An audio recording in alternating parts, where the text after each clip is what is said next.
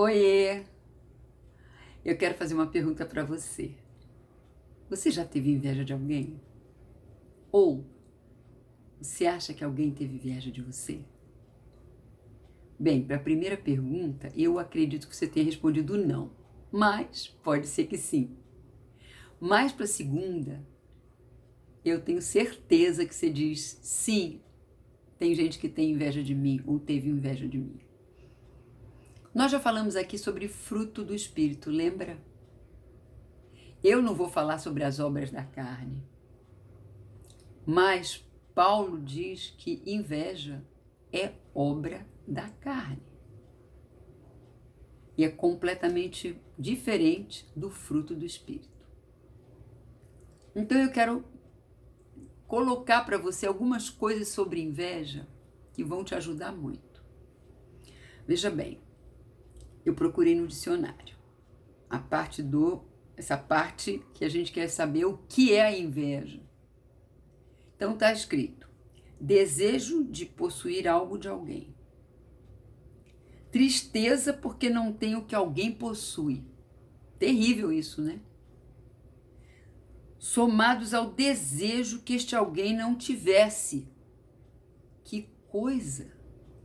Porque tem gente que é assim mesmo. Ela quer ter o que você tem, não pode ter, fica triste e fica torcendo para você não ter o que você tem. Eu quero lembrar a história de José. Sabe? José, governador do Egito, um dos filhos de Jacó, um dos mais amados, o penúltimo filho de Jacó. Se você não conhece a história de José, você vai lá em Gênesis, capítulo 50, que você vai ver o que aconteceu com ele. Veja bem, José era um homem que era odiado pelos seus irmãos, porque eles tinham inveja dele. Sempre o pai lhe fazia túnicas bonitas e o tratava com muito carinho porque ele era filho da mulher amada, da Raquel. E os irmãos tinham muita inveja. E nessa altura, o que acontece? Eles querem matar José. Mas conversando entre eles, Rubem falou: não vamos matá-lo. Não faça isso. Ele ainda é um menino. Então resolveram jogá-lo numa cisterna. E ali ele ficou. Ele foi vendido para uma caravana que passava por aquele lugar.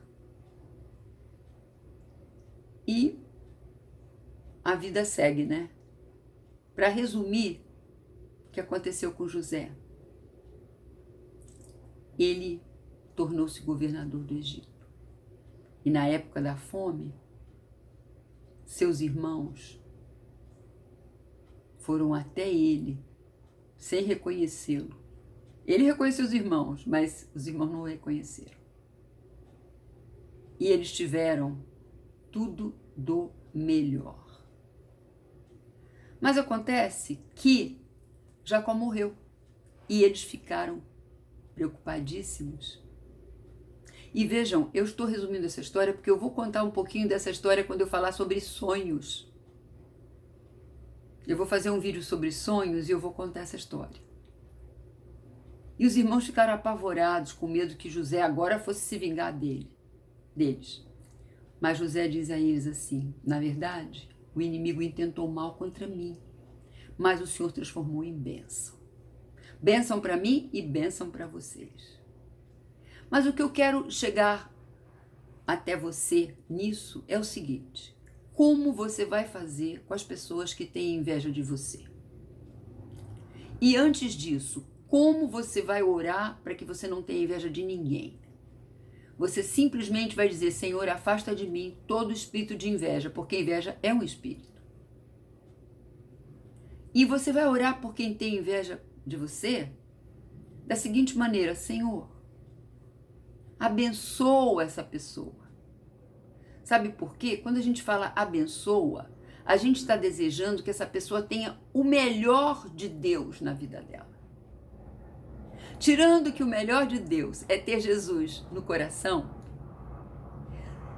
a gente diz que tudo que Deus tem de melhor, a gente está pedindo. Então, se a pessoa tem o que precisa para ser feliz, ela não vai ter inveja de ninguém. Vocês estão entendendo? Então você diz, olha, abençoa fulano, porque ele precisa ser feliz. E não ficar olhando para mim com um olhar de inveja. Entenderam isso? Então, ora assim, Senhor, abençoa. Dá a essa pessoa tudo o que ela precisa para ser feliz. Dá a ela, Senhor, o teu amor, aquilo que ela tem necessidade. E aí você está livre desse espírito sobre você. Você pode até repreender, em nome de Jesus, eu repreendo esse espírito, mas abençoe essa pessoa. Abençoe que você vai trazer sobre a cabeça dela brasas vivas, o fogo do Espírito. Em nome de Jesus. Amém? Deus abençoe.